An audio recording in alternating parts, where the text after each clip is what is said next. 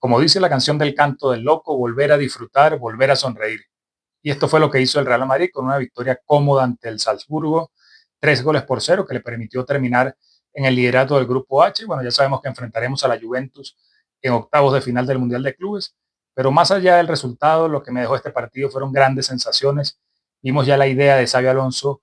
más construida, más elaborada. Esta vez, por supuesto, no hubo la expulsión. Se pudo terminar el partido con los 11. Vimos ese 3-4-1-2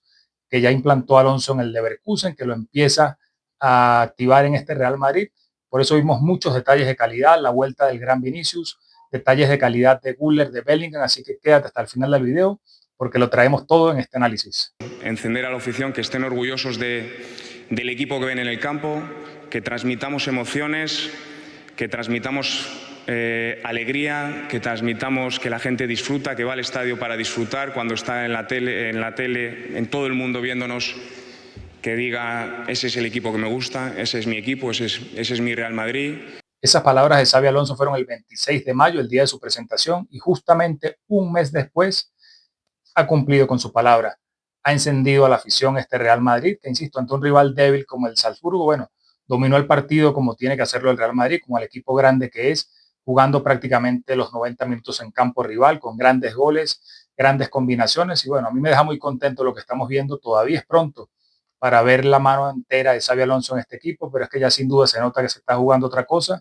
y qué duda cabe que, bueno, ya empieza a ilusionarse la afición del Madrid con esa buena victoria que le permitió, como digo, cerrar el grupo en el liderato y, bueno, enfrentar a la Juventus en octavos de final, en lo que sería un hipotético cruce de cuartos de final ante el ganador del duelo entre el Borussia Dortmund y el Fluminense. Sin duda ya no hay rivales fáciles, están los 16 mejores equipos seguramente del mundo, más allá de las divisiones por confederaciones, pero sin duda que es un cuadro alentador porque, bueno, la Juventus ya vimos que cayó goleada este jueves ante el Manchester City con algunos suplentes, pero también presentando problemas en la defensa, y luego evitar sin duda uno de los grandes aún en cuartos de final en ese hipotético cruce. Bueno, es bastante positivo el futuro que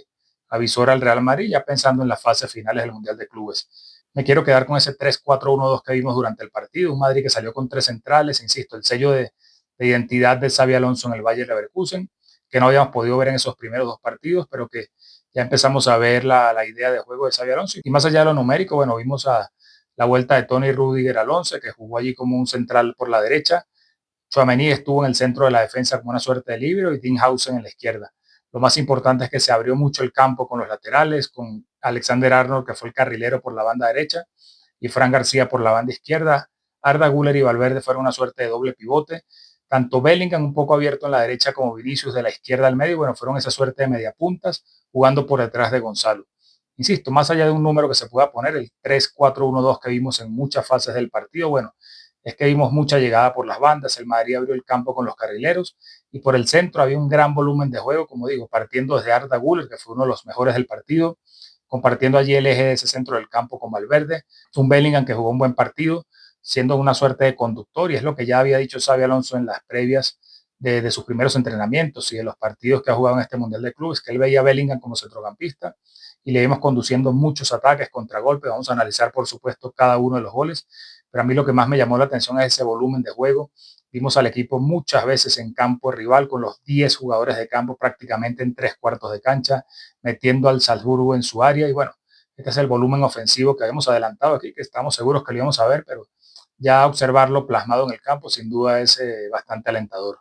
Fue un equipo que se juntó para atacar, como lo vemos en muchas imágenes, yendo prácticamente con los 10 jugadores de campo al ataque, abriendo el campo con los laterales, con los carrileros, pero además también se juntó el equipo para defender, y lo vamos a ver más adelante, tanto en la presión como en ese bloque medio que sobre todo se usó en el segundo tiempo. Bueno, un equipo que ataca y defiende en bloque con los 10 jugadores de campo juntos, y esto también es uno de los sellos de identidad que quiere imponer Xabi Alonso. En ese primer tiempo se manejó la pelota, se arrinconó prácticamente al Salzburgo, pero se carecía un poco de pegada en el último tercio, no había grandes remates ni grandes ocasiones, hasta que, como ocurrió también en el partido contra el Pachuca del pasado domingo, bueno, hubo esa pausa de hidratación después de la media hora. Xabi Alonso ajustó algunas piezas allí, hablando con cada uno de sus jugadores, y vimos cómo el equipo reaccionó en el tramo final del primer tiempo, como digo, marcando 2 goles, al igual que ocurrió contra el Pachuca. El primero de ellos llegó una acción, bueno, que se robó el balón en campo propio y se lanzó un rápido contragolpe, un gran pase de Jude Bellingham, que insisto, fue una suerte de conductor.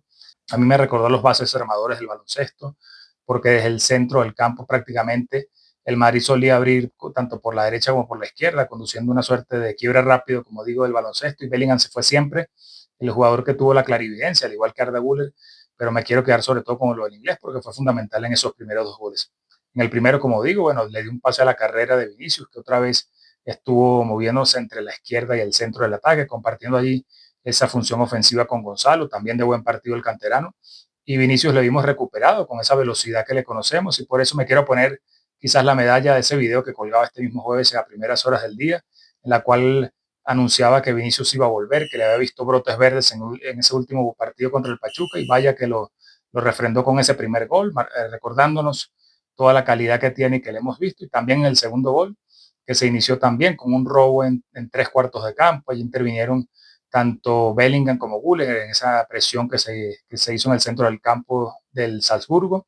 y esa rápida habilitación para otra vez la carrera de Vinicius, que bueno, allí sí que estuvo bien marcado, pero de un taconazo de lujo que nos hizo recordar al de Guti en Riazor para la llegada de Federico Valverde, que otra vez se hizo presente en el marcador. Bueno, aprovecha el regalo de Vinicius y marcó a placer para ese 2-0 que prácticamente sentenciaba el partido. Fueron acciones de contragolpe y más allá de los goles vimos varias también a lo largo del partido que a mí me hicieron recordar al equipo de José Mourinho, porque, insisto, me encanta ver que se llenan todos los carriles, se ataca por el centro con el balón, pero se abre siempre hay jugadores en una banda y en la otra. Insisto que me hace recordar al contragolpe que el Real Madrid lograba con Mourinho en su momento, con Cristiano, con Di María, con el propio Sil, que en este caso sería un Bellingham que con clarividencia siempre tuvo el pase oportuno, además de Arda Güler, que también fue importante en la construcción de la jugada.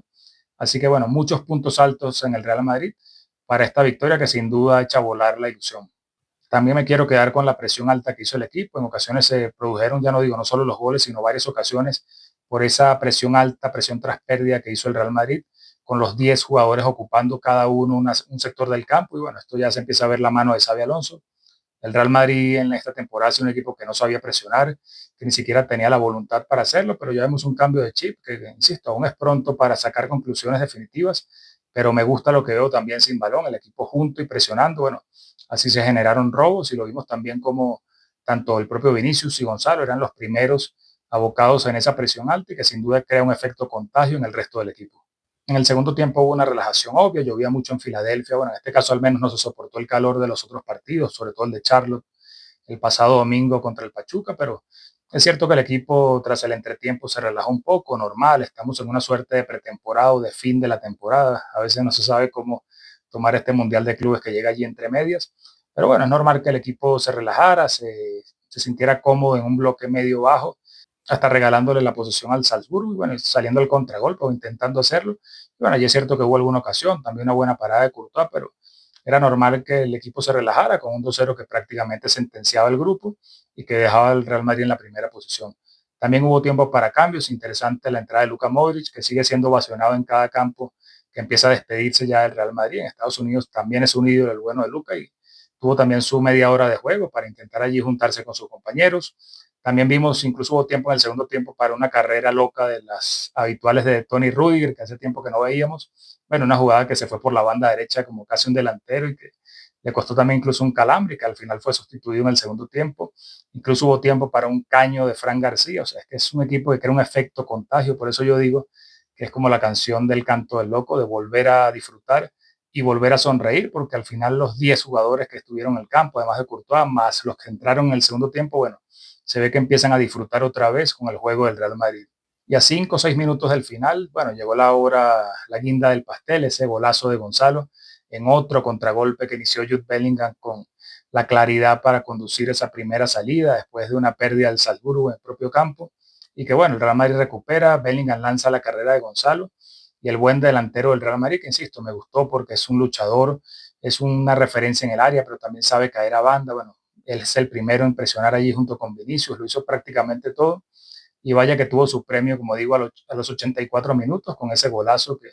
bueno, aprovechó el pase de Bellingham para irse en carrera y definir por alto ante el portero del Salzburgo, un 3-0 que sin duda refleja el dominio que tuvo el Real Madrid y que hace mirar la próxima fase, las siguientes eliminatorias del Mundial de Clubes, insisto, con mucho optimismo. De esta manera me despido. Si te gustó este análisis, déjame un like, un comentario, suscríbete al canal y te veo en el próximo video.